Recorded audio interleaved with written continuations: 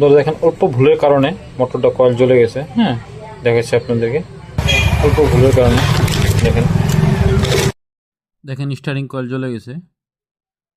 Steering করে direct line ঢুকে গেছিলো।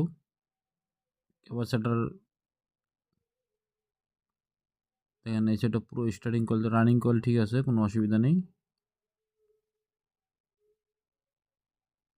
কোম্পানি নেমপ্লেটটা দেখেন, দেখেন এটা হলো স্টার্টিং কয়েল আছে, এখানে রানিং কয়েল তার মেন লাইন লাগিয়ে দিয়েছে। এখানে ক্যাপাসিটর হবে, এটা ক্যাপাসিটর তার হবে, এটাকে মেন লাইন লাগিয়ে দিছে।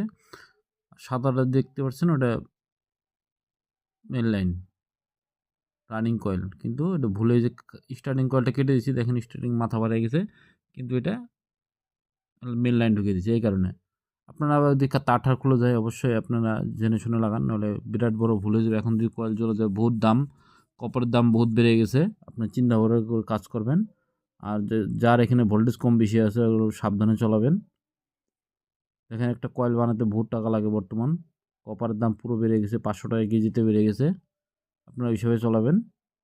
দেখেন এটা, এই দুটো হলো একটা স্টারিং কয়েল, এটাতে ক্যাপাসিটর হবে। আর যেটা সাদাটা আর লালটাকে মেন লাইন ঢুকবে, কিন্তু লালটা আর হলো ব্ল্যাকে, কালা কালোতে লাইন ঢুকিয়ে দিয়েছে। এটাই ভুল হয়েছে, কাস্টমার নিজে করছে এটা, এই জন্য ভুল হয়ে গেছে। তারটা খুলে গেছিলো, এই জন্য বলে যে লাগাই দেখি।